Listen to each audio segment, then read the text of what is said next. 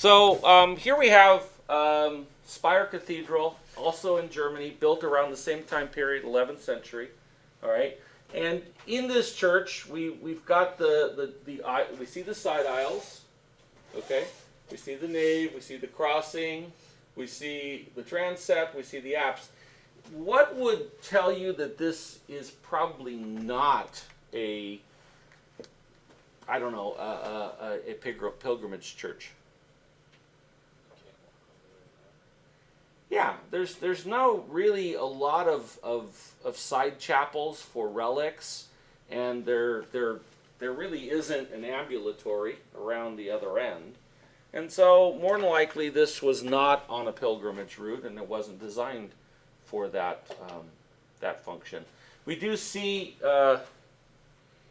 in this that we have the transverse arches going across here, and I can't tell, it looks to me like it might be a groin vault. I can't tell because there's an arch going both directions. You guys see that? But the rendering of that isn't showing it. Actually, right there you can see it. So it is a groin vault. Okay? We see also the massive piers that are coming down, and there may be a column in between, there may not be. So here you see a bay, right? And there's pier and pier, and then another smaller element in between. You also see the notion of a major bay with sub-bays in the same spacing, right? So the aisles have a smaller set of groin vaults than the other thing. We see quite a developed and sort of intricate narthex sort of going into this church. When you look at the exterior of the church, it's clear you have the apsidal form at one end, you've got the twin towers. It's kind of unusual because the twin towers that you're looking at, there may be another set on the other side up here, but these towers are related to the apse. They're directly adjacent to the apse, if you notice that. All right, and you notice that the crossing is using, I believe it's an octagonal dome, all right, which is sitting over top of here. And the plan starts to give you a hint that it's an octagonal dome by the shape of what you're seeing in the lines. All right, let's take a look at one more, shall we? All right, this one was the subject of a painting, I believe by Monet, but I'm not positive. All right, Mont Saint-Michel. All right, and Mont Saint-Michel sits on this sort of rocky outcropping. It's not completely separated from the land, although it looks like it is.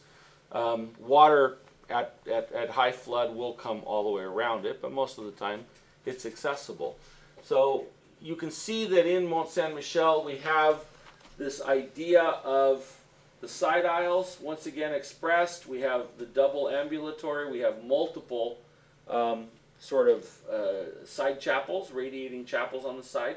We see the cloister, so we know that this was part of a monastery, right? Remember, cloisters were for the monks. Looking at the outside, what's it made out of? Some sort of a brick or block type of structure. We see the sort of ornate rounded arches. That's all part of the architecture period. What is this thing right here maybe called? You guys are going to have to look some of that stuff up. So learn to identify the key aspects of the Romanesque so that you can point them out when you're asked to do that. Okay? And that brings us to El Fine, the end. Big round of applause for finishing early? No? Oh. All right.